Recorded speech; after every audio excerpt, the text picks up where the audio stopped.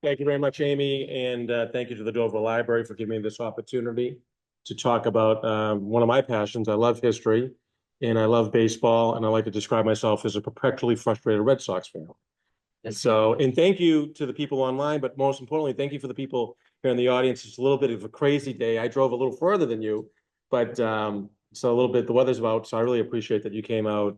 And again, to the folks online, it's the holiday season. And I know how crazy that can be with all of your different obligations and responsibilities. So thank you for coming out. Just a little bit about me.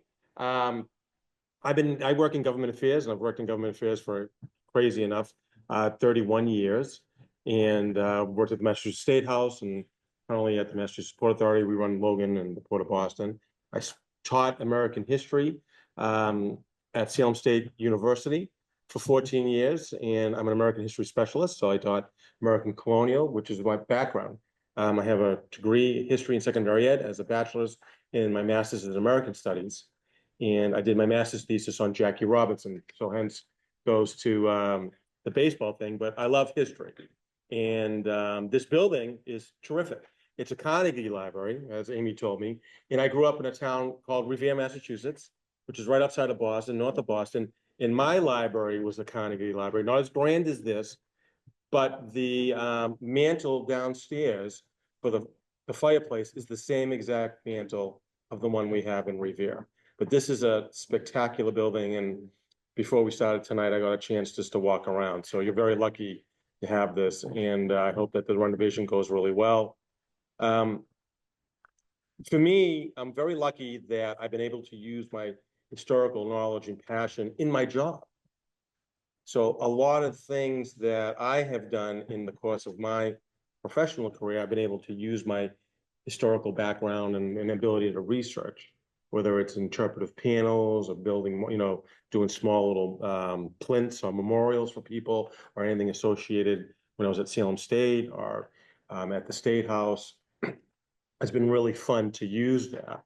And I have a little boy who I wish I had taken with me because I think he would have had fun in this building.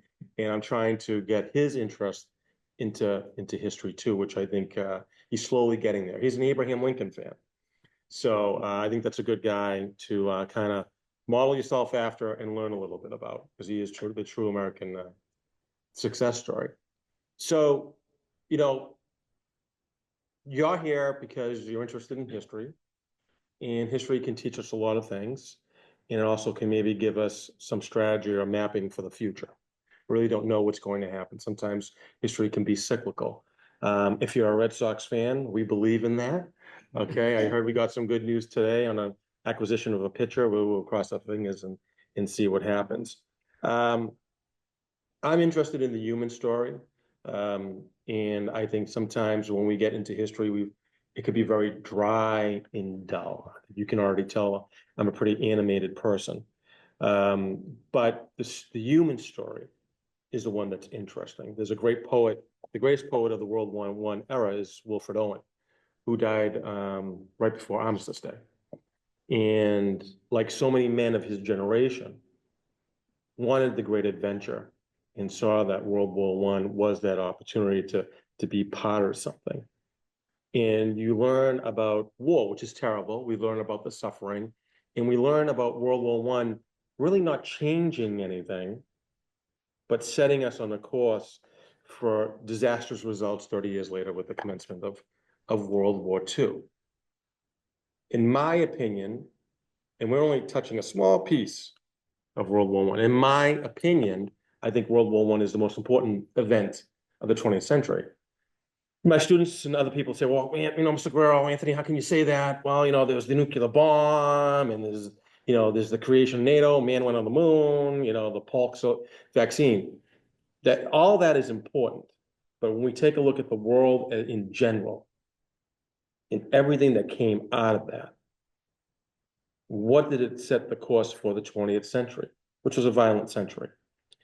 But tonight we're here to talk about this one moment in time where humanity won out.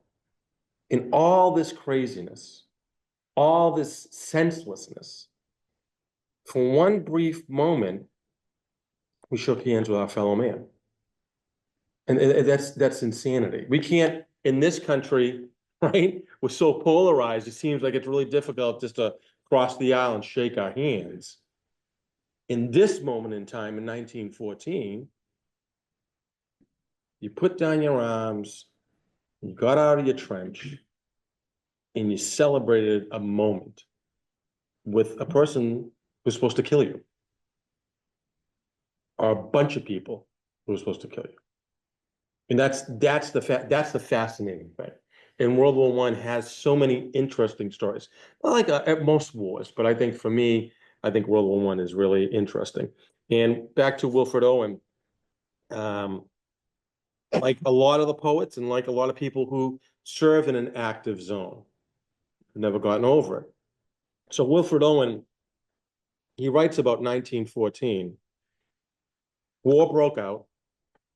Now the winter of the world with Pershing great darkness closes in. The foul tornado centered in Berlin is over all the width of Europe world, rendering the sails of progress. Rent or furled, all our ensigns, verse whales, now benign. Famines of thought and feeling. Think about that. Famines of thought and feeling. We can talk about how things all over the world has become politicized, and maybe there's a famine of thought and feeling. Love's wine and thin, the grain of human autumn rots, down hurled. For after spring had bloomed in early Greece, and summer blazed her glory out with Rome, in autumn softly fell a harvest home. A slow grand age and rich with increase, but now for us wild winter, in the need of sowings for new spring, in blood for seed. In blood for seed. Now, my question to you is, how is it possible that during a time of conflict, such devastation and extreme horror, can a group of men, primarily Christian men, perceived enemies get together for one moment in solidarity and celebrate life? Okay, it is assumed that more than 100,000 soldiers in the battlefields of Belgium and France laid down their arms and walked into no man's land, and we're going to get into what no man's land is, to be merry with their fellow man who happened to be the enemy. And how can this once instance of humanity be so forgotten in a time when we need such stories to inspire us? Now, truthfully, how many of you knew about the Christmas truce? Okay, so you guys are pretty well read. But it's not a story that we talk about. Okay? It's not a story that is known and we talk about. And sometimes that's the problem with talking or teaching history, right? I was a history major. I have 2 history degrees. And I've been in those classrooms where it's a slog, right? And it's not just about dates in battles. It's about the human experience and the bigger picture. You know, David McCullough, who I'm sure you enjoyed his books, big fan, met him a couple of times, had the great fortune of meeting him a couple of times, would talk about what history was. History, again, what he would say, history wasn't just about dates and battles. It was about poetry. It was about music. It was about love and loss. It was about economics and politics. Okay? All those things. And I agree with that. It's about the Beatles. It's about the Red Sox winning the first World Series after 86 years. Okay? It's all these different things, and sometimes that gets lost. And this is a story that should be celebrated, you know? I mean, last night I was watching a Charlie Brown Christmas special. Nothing against that, but there's no mention of what happened in 1914. Okay? And there's a movie called Silent Night, which is a good movie. Or Noel, excuse me. But there should be some more discussion about that. So, okay. So the world in 1914, in the first years of the 20th century, still really represented the old European empires of the 19th century. And it was a fragile piece, one that, as history tells us, would eventually collapse. And think about it, this is the late 19th century going into the 20th century. So you have people who are working, moving away from the farms, So you have this workers' movement in looking for social rights, so forth and so on. What does it mean? What is it by this? The world we knew in 1914 was really pretty innocent, looking through the world through rose-colored glasses. No one could imagine what a mechanized war would look like. It was a war with no purpose, World War I. Nothing changed. No property lines changed. For many, the war was going to be a great adventure, right? Wilfred Owen was like that. Ernest Hemingway was like that. Okay, it would give meaning to their self-perceived, undefined, and unfulfilled lives. World War I would change everything, and I said that already. I feel that is the most important event of the 20th century because everything stems from it. Think about this. World War II, the Great Depression, fascism, the rise of Hitler, Spanish influenza, racial and ethnic discrimination, etc. However, it would be the event that would haunt the lives of any involved and color everything after. Life at the turn of the 20th century. It was a pretty simple life if you're a little bit beyond the city. And a lot of these pictures look familiar, right? The picture to the far right here. Typical American Louise. This is what we think of when we think of our country, right? And those three young people enjoying a day at the beach, maybe at Salisbury Beach, maybe at Revere Beach, and having these different pictures and the mid-monthly issue of Country Life in America, a woman selling her goods maybe down in the North End in Boston. It's just a simpler time.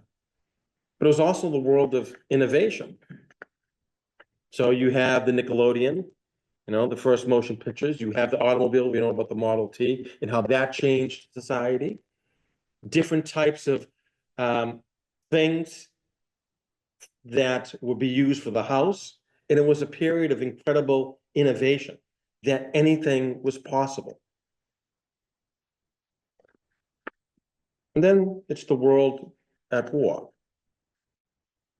So from 1914 to 1918, there's World War I, also known as the Great War, 40 million casualties, 6 to 13 million civilian casualties out of that number. It is total warfare. First real true mechanized war. It's trench warfare, which was horrific. The Russian Revolution will come through that, and then eventually would end up with Spanish influenza. And it's the greatest world calamity up until that time because it was a clash of world empires. And again, by the end of the war in 1918 and the signing of the armistice in 1919, nothing changed. This war and its political failings set the world on another collision course, and it would engulf it in another world war, which was more devastating. But how did how did these countries get to this place? This is a cause and effect chart. So you had all these multiple alliances, right? So the Triple Alliance was Germany, Austria, Hungary, and Italy, designed to protect its members from attack by either France or Russia. The Entente Cordiale is France, Russia, and Great Britain signed a defensive alliance. And Triple Entente linked France, Great Britain, and Russia together. So when one domino was going to fall, all of them were going to. There's no escaping it. And if you take a look at this, you have World War I. You have the military alliances that I spoke of. You talk about the competition for colonies, political isolationism.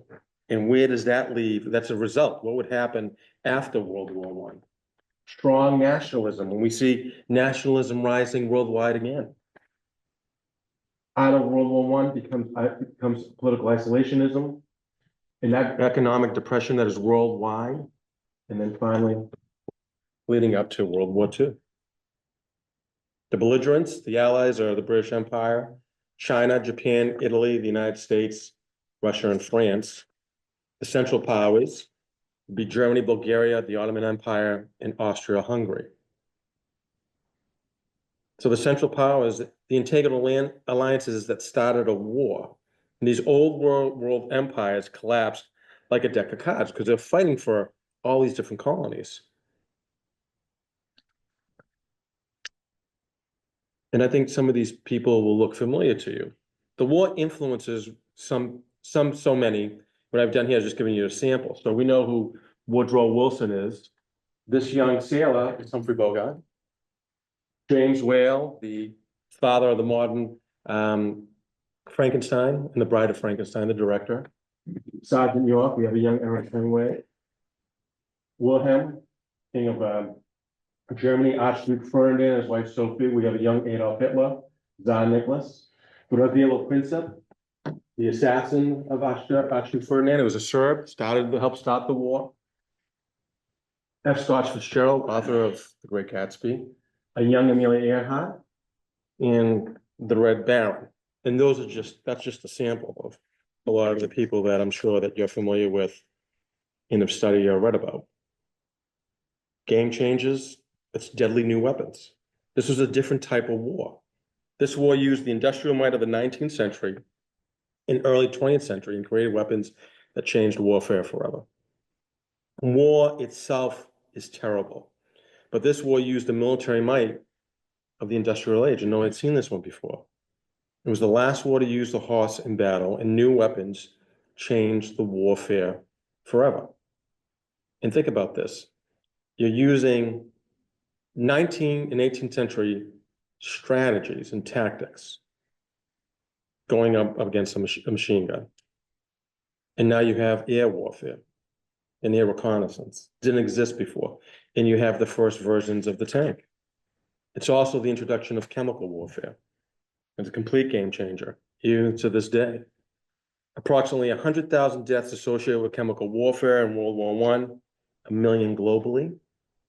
In 1925, chemical warfare was outlawed by the Geneva Protocols.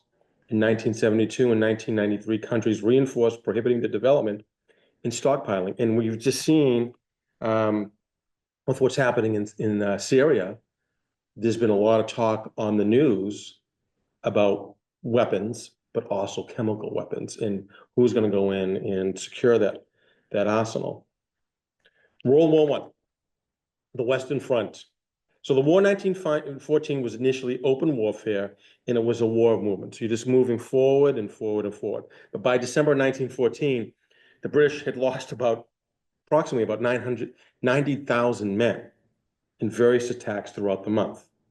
With the German offensive all but stalled, men on both sides began to dig in and literally just dig trenches. So by the late fall of 1914, the network of trenches begins to evolve. So trench warfare, usually a ditch dug by hand, usually filled with water and mud, stagnant water, excrement, disease, and vermin, and all too often bodies of your comrades. Trench life was miserable, and that makes sense. It was boring. You worked all night and slept during the day if you could. From Harold Saunders of the 2nd Battalion Canadian Army, he says, one got used to many things, but I never overcame my horror of rats. So you see no man's land, Florida listening post, communication trench, different types of protections. You have all these different sandbags that give you some protection. They might climb on a ladder to get exposed and then go forward. But it was just horrible. A night like this, you'd be stuck in the trench and you'd be up to water in your knees. And there might be someone over there in the corner who's been dead for 3 days because you can't go out and bury him. And then you have different types of disease running through. I mean, when someone gets a cold in my house, all 3 of us get it. Imagine, you're dealing with disease in that trench with all these different men, and you have decomposing bodies, you got rotted food, you have water, and you can't leave to go to the bathroom. It's just a horrible existence, and it's just horrible because you're below ground. So you hear gunfire in the back, and Owen talks about this, Wilfred Owen. You hear gunfire going all around you. You know that the sergeants and the colonels and the majors who are responsible for your platoon are making decisions and talking. You can hear the whispering, but you don't know, okay, does that mean that we're going to be attacking tomorrow morning, or are we leaving, or whatever? And what kind of reconnaissance is happening? And now you have airplanes and all that stuff. So the airplane could come over and take a photo of what your trench looks like. It's a very different type of warfare, and actually, psychologically. Owen talks about exposure, and he says, our brains ache in the merciless east winds that knife us. Wearied, we keep awake because the night is silent. Low dropping flares confuse our memory of the salient. Worried by silence, centuries whisper. Curious, nervous, but nothing happens. Watching, we near the mad gust tugging on the wire, like twitching agonies of men among its brambles. Northward incessantly, the flickering gunnery rumbles, far off, like a dull rumor of some other war. What are we doing here? The poignant misery of dawn begins to grow. We only know war lasts.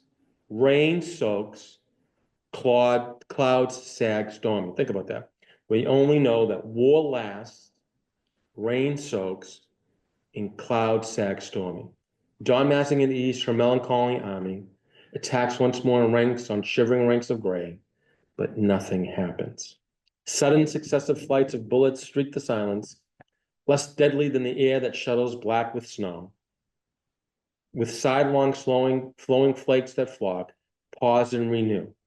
We watch them wandering up and down the wind's nonchalance, but nothing happens. But nothing happens. That's the worst thing, right? You have all this training and you're in the forward position and you're stuck there. And as he writes, the centuries are talking, they're whispering. Well, what are they talking about? Are they going to share it with the rest of the men? So how does that play on you emotionally and psychologically? This is not, in Owen and everybody else, this is not what I signed up for.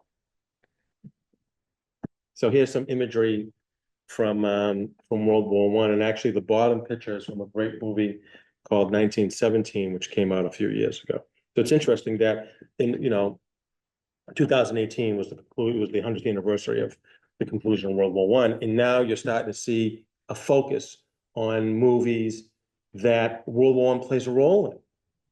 So 1917 was a very good movie.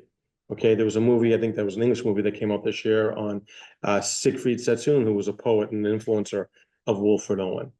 They made All Quiet on the Western Front for the 4th time and won the Academy Award. Excellent movie. It's a foreign film. It's a German film. If you have an opportunity, highly recommend it. It's a fantastic film, and it's a sad film. But it's interesting how it takes about 100 years that people start thinking about certain things, and now World War I is into the common consciousness. Mud, more mud, and it's the horror. So Christmas.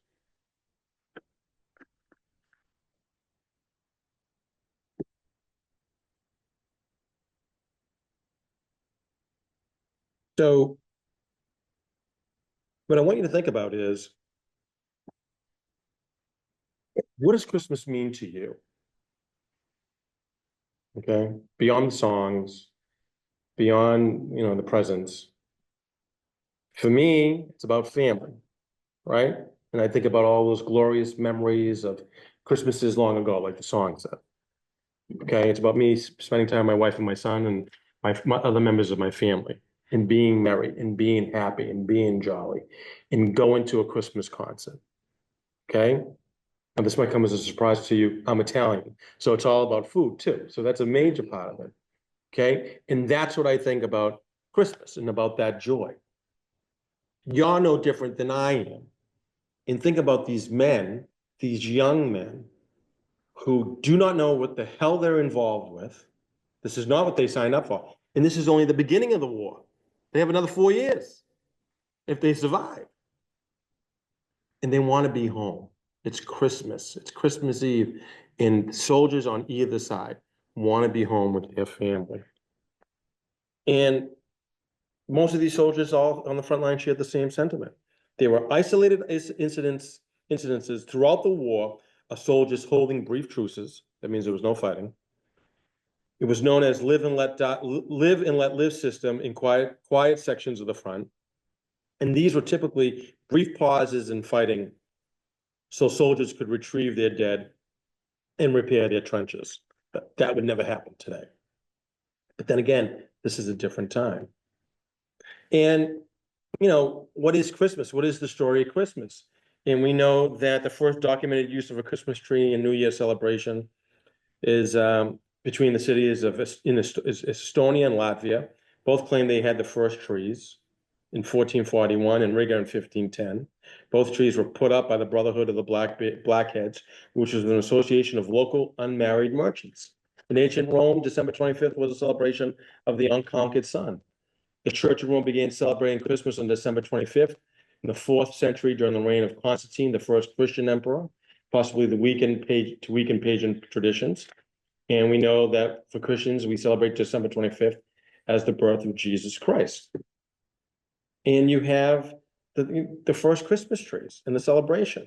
In Germany, the first Christmas trees were decorated with edible things such as gingerbread and gold-covered apples. The glass makers made special small ornaments similar to some of the decorations of today. And there's a great movie about Charles Dickens, and it's called The Man Who Invented Christmas. And it's about how he came to write a Christmas story, which is actually my favorite story. And at the very end of the movie, if you've seen it, they have celebrating Christmas Day in the house, and there's a Christmas tree, and he says, "This is the first, this is a Christmas tree. This is the German tradition. And I think this is going to be the rage." So it's interesting to see that. I think I passed one. Sorry. So we know the Christmas tree comes in definitely many forms, and in many ways. Even Charlie Brown had a nice Christmas tree. So on Christmas Eve in 1914, men of the British Expeditionary Force heard German troops singing Christmas carols and hanging lanterns. And each shouted messages of good cheer. On Christmas Day, the soldiers met in no man's land and exchanged gifts and played football. In other areas, the fighting continued. So on Christmas Eve, the temperatures begin to drop along the Western Front, dropping below freezing. And singing and small lights began to appear in trees. Appear in trenches. Soldiers everywhere did what they could to celebrate Christmas. And it seems that the Christmas truce was a collection of individual incidences that happened simultaneously along the front. And you'd be looking across and you poke your head out of the trench, and then you'd see a Christmas tree. Not as cute as this, but it'd probably be worn. The rain would destroy it, but you'd see something, and there's like, well, this doesn't make sense. Think about this. Think about the courage it took for soldiers to take a leap of faith, to leave their secure stations in the trench, to cross no man's land, and to offer cheer to their enemy. And during this period of time, each man's thoughts are drifting towards home. A German soldier heard a Frenchman singing a Christmas carol. Everyone laid still and lifting, again, their memories and thoughts drifting towards home. German soldiers started to pop little Christmas trees and shouted, "English soldiers, happy Christmas. Where are your Christmas trees?" And soldiers drew a truce on Christmas Day. Soldiers drew a truce on Christmas Day so they could collect their wounded and bury their dead. And it's just amazing. They exchanged gifts such as cigarettes, cigars, tobaccos, a picture of the Blessed Mother, pencils, and some chocolates. Songs sung by the soldiers included "O Come, O Ye Faithful," "The First Noel," "All Along Sane," and "While Shepherds Watch Their Flocks." A French soldier celebrated Christmas with a makeshift altar. Soldiers were singing Christmases of long ago were coming back to life, and again, reliving their childhood. And there's a good book on it. It's called Silent Night, The Remarkable Truce of 1914, if you can just bear with me. Both sides milled about a frosty mist, still slow to fade. Near Armitage, sent out a rifleman to meet 5 Germans who, after singing since daybreak, shouted for someone to arrange a "you no shoot, we no shoot" day. With only wine, cakes, chocolate, cigarettes, one German gravely saluted and announced in English that he was an officer and a Londoner. Signboards arose up and down the trenches in a variety of shapes. They were usually in English or from the Germans in fractured English. To a French caption, the lieutenant explained the Bavarians' reluctance to fight for days thereafter the British exchange took place. No fight, we no fight. was the most frequently employed German message. Some British units improvised Merry Christmas banners and waited for a response. More placards on both sides popped up. Up and down no man's land, the two sides were coming together. Let's see. Towards 9 o'clock, a few German soldiers stood alone along their trenches while signaling. One of them advances near our lines. In such tentative ways, localized truces began. And the regiments faced the Bavarian 300 of the enemy, led by a junior officer, to wish them a Merry Christmas. Elsewhere, it was shared traditions that song and the two sides approached one another. Yuletide carols initiated a tentative courtship that further developed through physical contact and ultimately the sharing of the soldiers' most valued commodities, food and tobacco, souvenirs such as uniform buttons and insignia. I mean, how is that possible? How is that possible? Because if I told you and we met somewhere at a coffee shop and say, hey, you ever hear about this truce? And if I explain what I just told you, you'd be like, there's no way that happened.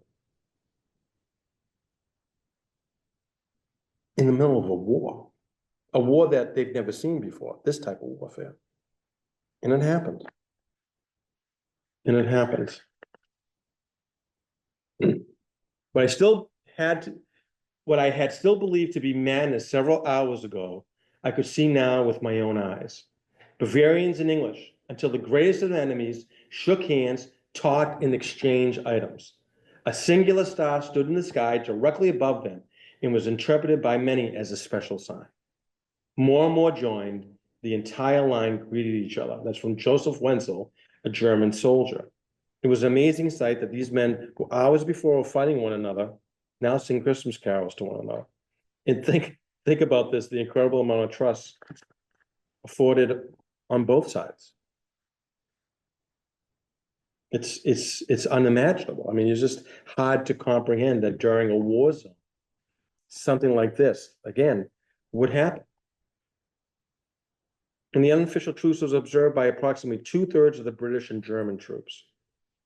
So maybe we can just say that humanity won out for once. There was a strong passion to celebrate and cherish life. These young men had joined or were drafted into the military for an ideal that seemed unreal. They saw unimaginable horror on a grand scale.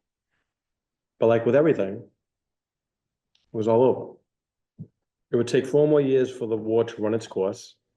The horrors associated with this war completely changed warfare and altered the landscape of the 20th century. The first time World War, it was the hope that this type of warfare would never happen again. The war would eventually end, and they would sign the Paris Accords. And we take a look at total warfare and the amount of deaths. Central powers about 22%. Civilians, 20%. Military for the Allies, 30%. And it was just, you just see Austria-Hungary, 35%, Ottoman Empire, 10%, Germany, 52%, Bulgaria, 30%. Another great book I highly recommend. It's called The Long Shadow by David Reynolds. And let's see what he writes. And he says, in 1979, American diplomat George Kennan characterized the First World War as the great seminal catastrophe of the century. He was struck by the overwhelming extent to which communism, Nazism, in the Second World War were all the products of the First Great Holocaust of 14 to 18. Refashioned by German historian Jackal, Kennan's idea is almost a commonplace of historical writing. August 1914 has been depicted as the great train crash that ushered in the history's age of hatred, characterized by a 50 years war in Europe that was followed by a third World War in the second half of the century. The sense of the tragedy is made more poignant because of a feeling that 1914 was unintended and avoidable. Europe's leaders were like sleepwalkers in the title of another recent book, watchful but unseeing, haunted by dreams, yet blind to the reality of horror they were about to bring in the world. Sleepwalkers.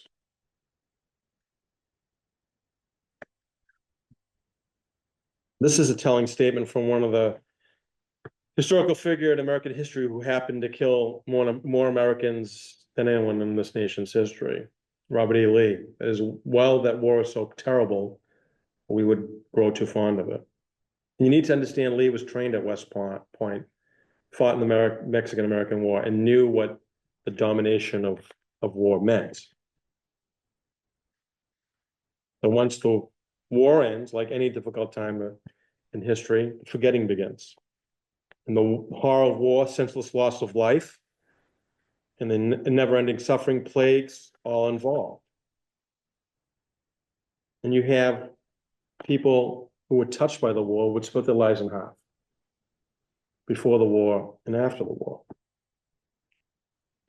A generation of young men who would have contributed something monumental to the 20th century were lost on the battlefield and in the trenches. Many soldiers who came home suffered from a form of melancholy, or what we now call post-traumatic stress syndrome. Their optimism for life shattered by the horrors of what they'd witnessed. For many parents, their lives would never be the same as they lost their sons for something they could not understand or grasp. Ernest Hemingway, for example, would never escape his experience in the war, and the concussions would continue to haunt him. This is Mamie Santerre, a French textile worker, and she was in the great documentary, The Great War, The Shaping of the 20th Century. It says, a war without end. The agricultural workers came back as amputees, blind, gassed, or as scar throats, as some will call, because of the disfigured, crudely healed faces. We began to see more and more returning. What a crowd. What a rude shock at the railway station, where the wives meant to meet their husbands to find the light that crippled, sick, despairing that they would be of no use anymore. At first, we had the impression that all those returning had been injured. It wasn't until later that those who had escaped without a scratch returned. But like their comrades, they were serious, sad, unsmiling. They spoke little. They had lived in hell for 4 years and wouldn't forget it. And they wouldn't forget it. So the world is irreversibly changed. People would look at this period of time as a point of really seismic change, not only in their lives, but in the lives of human history. For the United States, World War I would be the boilerplate to avoid the mistakes of this war when the U.S. waged or participated in World War II. Woodrow Wilson's League of Nations would be the foundation for Franklin Roosevelt's United Nations. Since Europe was devastated, the United States came out pretty well out of this. It became a world power to be dealt with. But the world would never really truly be the same. Memorials would be dedicated to the lives lost, to the families broken apart. You can tell there's a family, a mother with the 2 children, and the husband is missing. This is a World War I memorial in Hungary, showing the devastation the war they had throughout on families. Post-war, the United States looked inward and failed to participate in foreign affairs. The United States Senate did not vote to support American involvement in the League of Nations. Effectively, killing the organization meant to police the world and settle conflicts peacefully. Communism, fascism raised in Europe. Americans drank illegal booze and danced away their memories to jazz and ragtime music. Still, the impact of the American soul would be great, as many made sure we would never forget the sacrifices made and how their war experiences colored their lives. F. Scott Fitzgerald was one of them. He was a lieutenant. The view of life was reflected in the arts, politics, and most notably literature. Tied with nothing, tied with everything, tied with the world's weight he had never chosen to bear. And Fitzgerald would write the great novel of the night and reflecting of the 1920s in The Great Gatsby. Fitzgerald sought to redefine what loss of innocence was all about, how one could lose something in a proverbial heartbeat, born out of war, trying to get distance from one's past. And that's what The Great Gatsby is about, among other things. Fighting for an ideal and image that doesn't really truly exist. Ernest Hemingway, World War I, this is his words, was the most colossal, murderous, mismanaged butchery that has ever taken place on Earth. Any writer who said otherwise lied. So the writers either wrote propaganda, shot up, or fought. The man who used his life experiences as the foundation for his stories.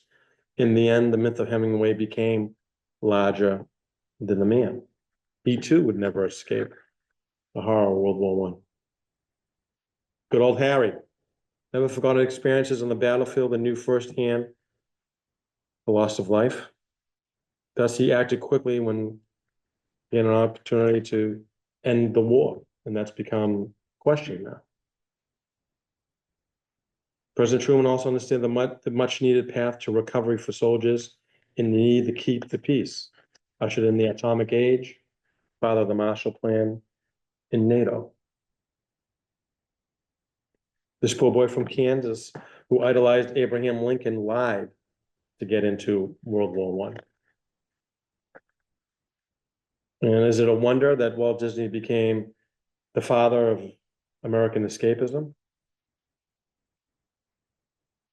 Because when you go down Main Street in Disney, it's America of a different time, of a different era. And that's what he saw.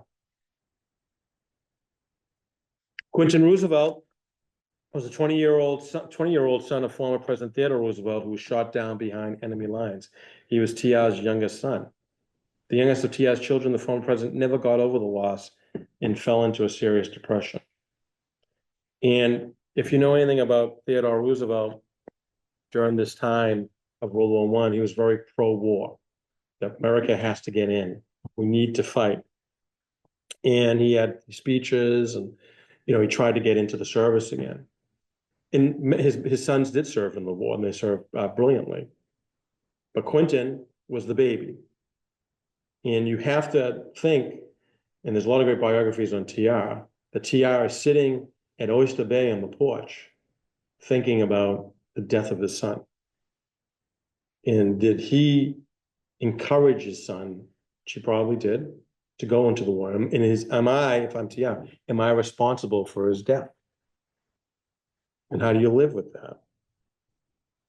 And TR would die in 1919, a year after the conclusion of the war, at only 60 years old. Only 60. Never got over the loss of his son. Soon after the conclusion of the war, from February of 1918 to April of 1920, we have Spanish influenza, affected over 500 million people, estimated over 50 million deaths. Many believe that the Spanish influenza became mutated during the war because of chemical warfare and other things, and became a massive killing machine. And then you have to ask yourself, because it's always the question when you talk about history, does history repeat itself?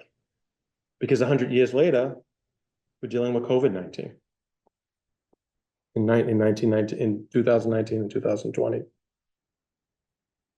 A lot spread like influenza. This chart is a couple of years old, but if we take a look, US deaths from the wars and major pandemics, Spanish influenza was about over 600,000. World War II, 400,000. COVID-19, over 100,000. Same for World War One. The 68 pandemic, 100,000. Vietnam conflict, Korean War. We know that in the American Civil War was over 500,000. So as of November 2021, approximately 5 million worldwide deaths were associated with COVID. And about 224 million were recovered. 766,000 in the United States alone. That was more than anybody else. Christmas redefined. So after really World War II, Christmas took on a new meaning of life and celebration, especially after the war, when returning veterans wanted to make the world a better place. And it becomes the commercialization of Christmas. Images of Santa Claus through the 20th century. Christmas became more commercialized after the next Great War. Some feel that the true meaning of Christmas, the one shared by those soldiers on that cold winter night in 1914, had been lost. In the Great American Songbook, it's Cosby's classic, 1942, an important song for those American soldiers fighting in the Pacific and in Europe. And Christmas today is very different than Christmas in 1914. And you see the commercialization of it between gifts and cards and candies and presents, so forth and so on. The Christmas truce, much like everything that falls into myth and legend, the story has become legend and some of the story has become myth. The story lives on in books and movies. The truth is that they never wished to fire a shot again. A lot of these soldiers, after what they had gone through. There's a memorial to Owen, who died right before the armistice. His death reminds us of lives wasted and what could have been. And his words continue to haunt us to this day. Siegfried Sassoon was decorated for his bravery in Western Front and became one of the leading poets of World War I. And like I said earlier, was a large influence on Wilfred Owen.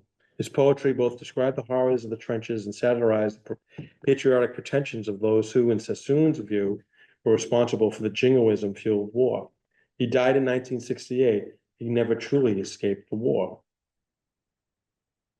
The Christmas Truce Memorial, a spot where the regimental ancestors came out of the trenches to play football on Christmas Day, 1914. Men from the 1st Battalion, the Royal Feldfulicers, played a football match with the Germans Battalion, 371. The Germans won 2-1. And this memorial is actually in Liverpool, home of the Beatles. I like this quote. I really do. Beau Vidal, World War II vet. We are the United States of amnesia. We learn nothing because we remember nothing. I think there's a lot of truth in that statement. But the question remains, why do we know so little about our history? Maybe it's because of the distance of the event in time. Maybe because we play such a small role in World War I in particular. And, when you take a look at Vidal's statement here, do you think there's truth in that statement? What do you think about history? And can you offer other examples of what's important? Again, what World War I naturally is overshadowed about World War II, the good war, right? I'm sure a lot of people here and online. I did have family members who fought in World War II.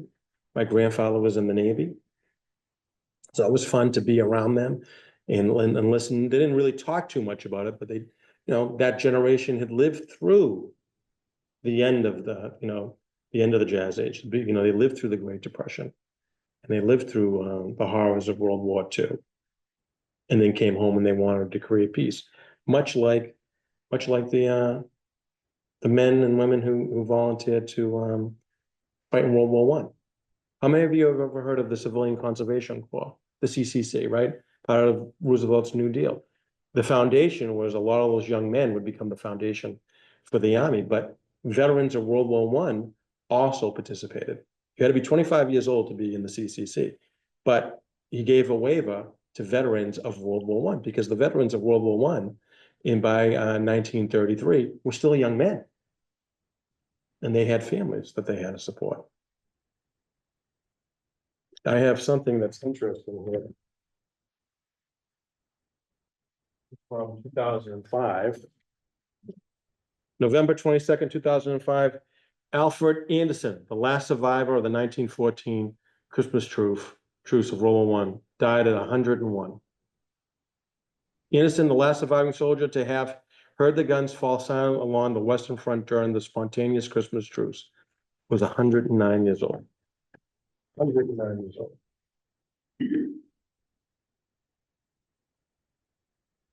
That's my soapbox speech. I think that I hope you learned something tonight. It's a different perspective of a world event. I think this is important to know as a teacher, as a student of history. I think it's you again. I'm taking something small, but World War I is a very interesting period of time. I could tell you if I won megabucks tomorrow, other than getting season tickets to the Red Sox, I would I'd love to study more about World War I. It's such a fascinating period of time, and so I hope you enjoyed it. I'd be more than happy to answer some questions if I can. Thank you. Any questions? Yes. How long before, after the truce, how long was it before they actually began shooting each other? Yeah, within a day, within a few hours. After. Yeah, within a few hours. This is Christmas Eve.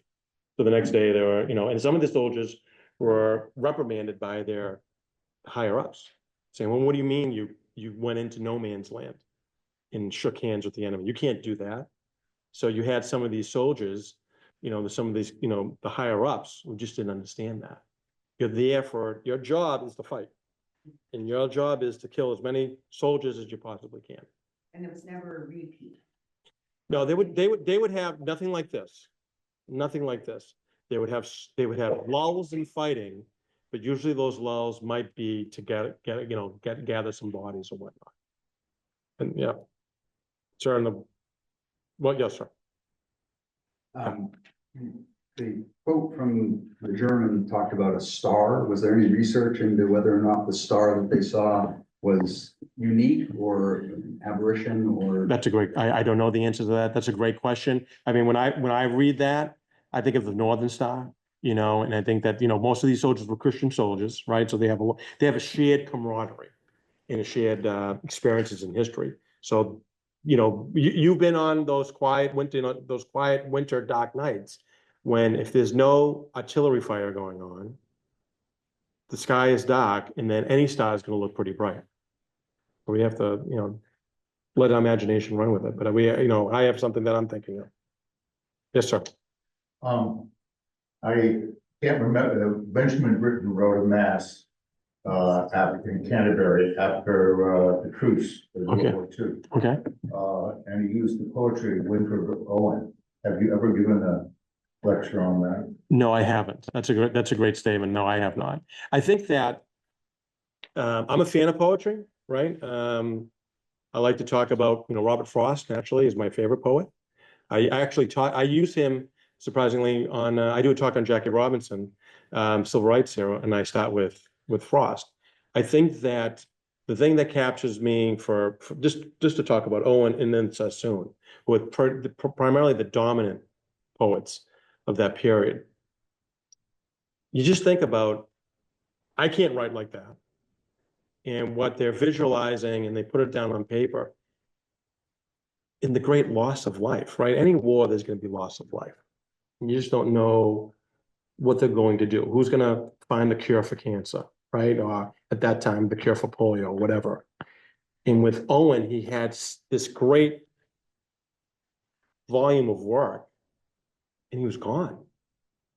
And Sassoon, who helped nurture Owen and served with Owen, they knew each other, they were friendly.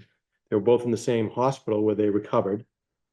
Never escaped the war. And Sassoon would always write about it. It's the same thing with Hemingway, right? I mean, Hemingway would use his life experiences and put that down to paper. He's very elusive, right? He didn't give him a lot of interviews. Very eccentric too. But he used that experience for the rest of his life.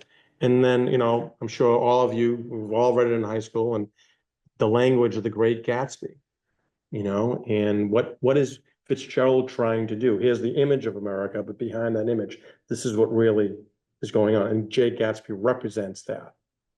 So I have not given a talk on that. That's very interesting. But like I said, I mean, there's so much good stuff now on World War I that you're starting to see documentaries and movies, because it's just such an important period of time. I think there was another question. Does somebody else have a question? Yes. Like firsthand soldier accounts of, like, just following up on the question before, I'm very curious about the experience of being brave enough to step into this truce and then stepping back into the trench and choosing to kill people again. Yeah, I mean, I think that the books that I have here and other research, let me just step back for a second, right? A lot of these young people that went into those war looking for a change in their life, they're looking for the great adventure. Like I said, no one ever thought that, the mechanized war and how that would change that.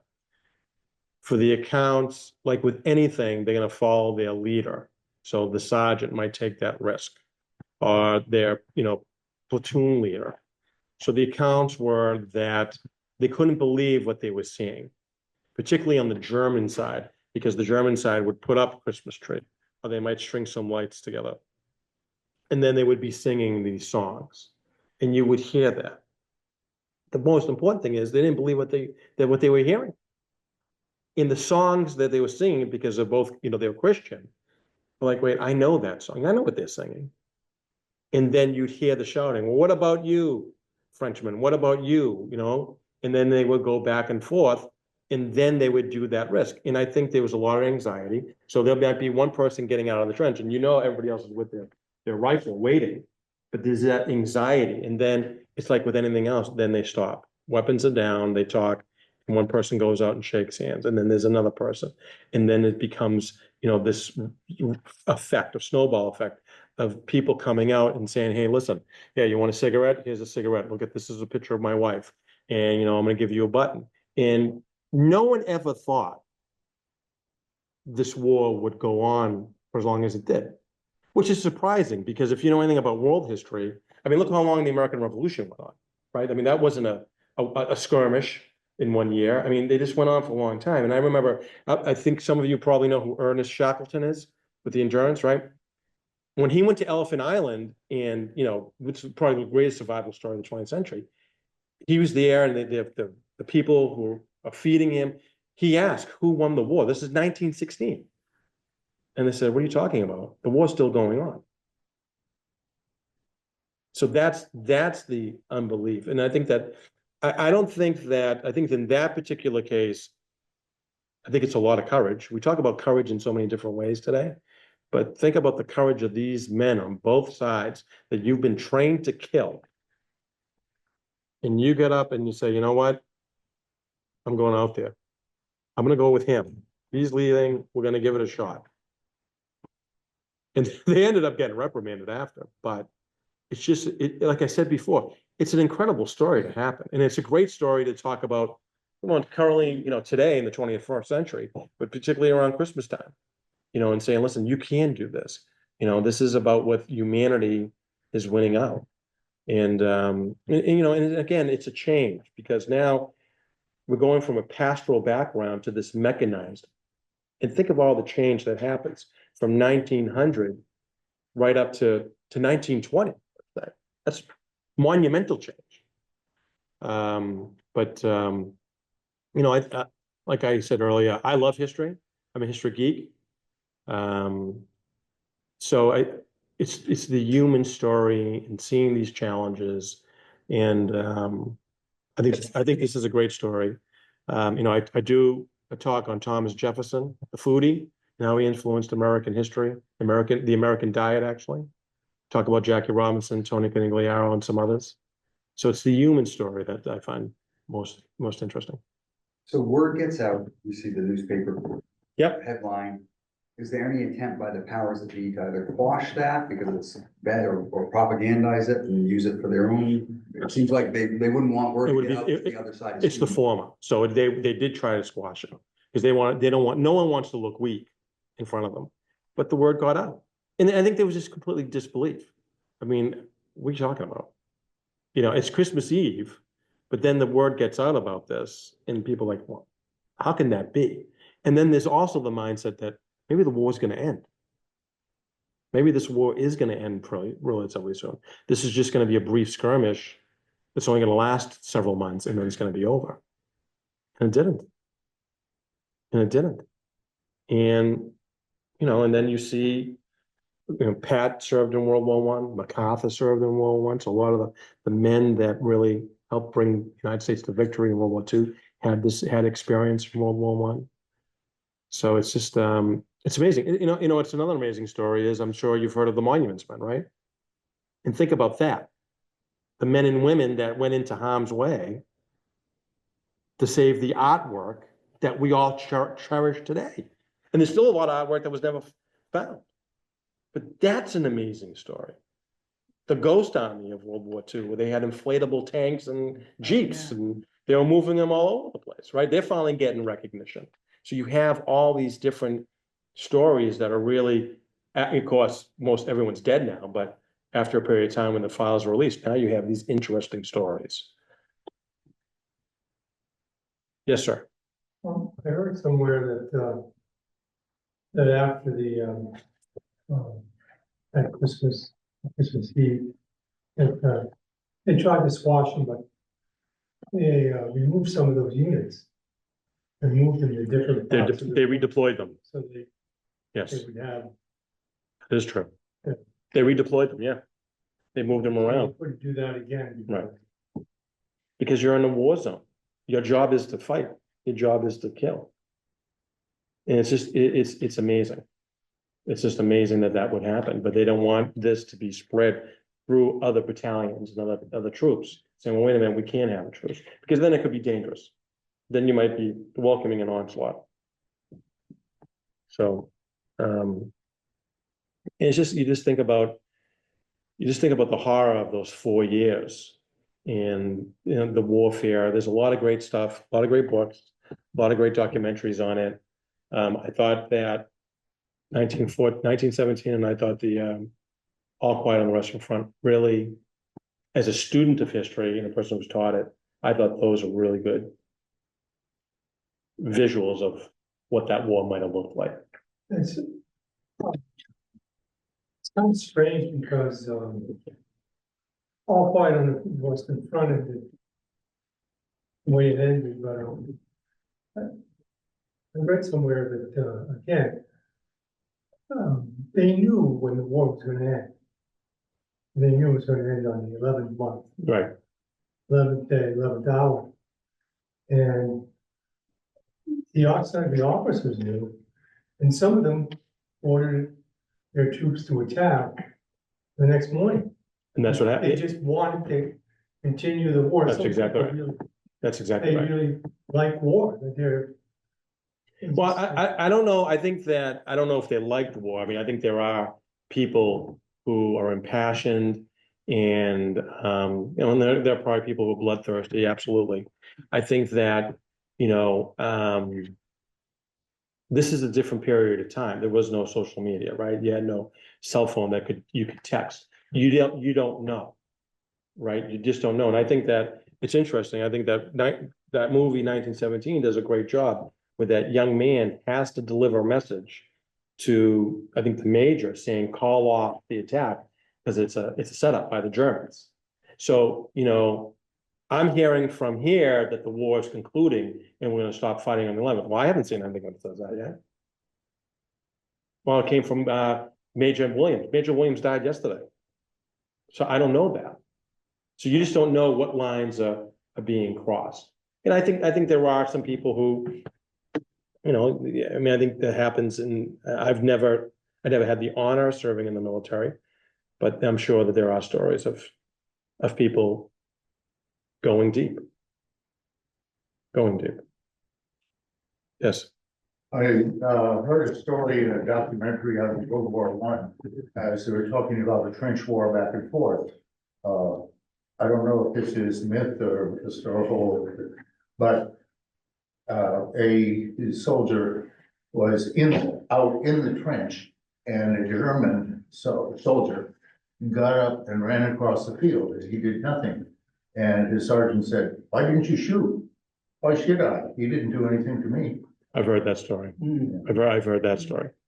I've heard that story. Yeah, I think that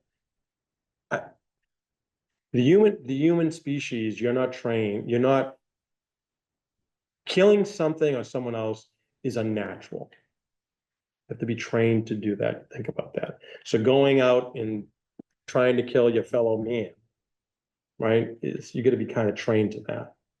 Now, you might say, Anthony, well, that's kind of crazy. We've seen what's happening in the world today, but to be in a zone and learn how to train to kill someone, it's an unnatural act.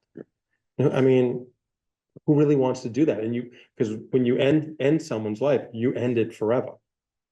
And that's something that will stay with you. And that's what you read when you read about these stories in any war action. The post-traumatic stress that they're suffering is that it's not only that they're suffering from the area that they were in and being bombarded and being shot at, but also the fact of taking someone else's life. whoever that might be.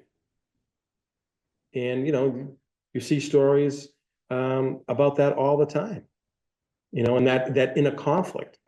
Sassoon and Owen went through that, and they suffered from post-traumatic stress syndrome and had to be sent. There was a hospital that the English set up where they were sent to a farm and they deconstructed them.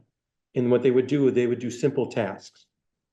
And they would learn how to make baskets and take long walks to calm their nerves, to calm their brains. And it's unnatural to hold a machine gun. It's unnatural to throw a hand grenade or duck for cover. And these boys, bang, one right after another, and the best friend to your right dies, and the other one's blown to bits. It's unnatural to see that. One last comment, in training, in combat, one of the things that was drilled in over and over, you can't kill someone until you demonize them. You served in the military, sir? What branch, sir? Navy. Thank you for your service. Navy's having a tough year. I hope we'll see what happens. My grandfather was Navy, so they're playing Army. So, my house is a Navy house, so we'll see what happens. But yeah, I can see that. And look what they did. It's interesting that you said that, because look how they demonized the German and the Japanese soldiers in the propaganda that we have, right? In terms of ethnic coloring and all that. So, yeah, absolutely. Thank you very much. Merry Christmas. Happy holidays to you. Thank you very much for coming out.